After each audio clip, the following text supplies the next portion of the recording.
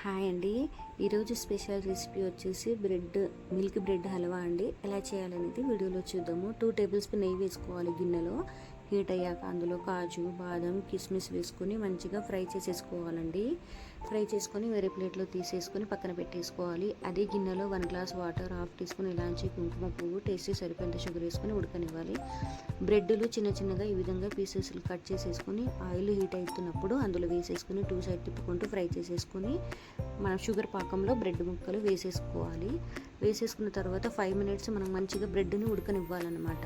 ఈ విధంగా మధ్య మధ్యలో కలుపుతూ ఉడికించుకోవాలి. అలాగే మనము పాలు ఉంటాయి కదండి, మంచిగా ఉడికించుకున్న పాలు అనమాట, దగ్గర వచ్చేంతవరకు ఉడికించుకున్న పాలు ఇందులో వేసేసుకోవాలి.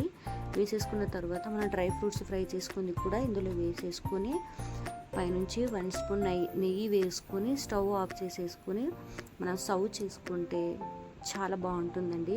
బ్రెడ్తోని మనకి ఏ రెసిపీ అయినా చాలా బాగుంటుంది. మామూలుగా బ్రెడ్ మనం ఫ్రై చేసి మనం తిన్నా కూడా టేస్ట్ చాలా బాగుంటుందండి. అలాంటిది మనం హల్వా చేస్తే చాలా బాగుంటుంది. మీరు కూడా ట్రై చేయండి తప్పకుండా.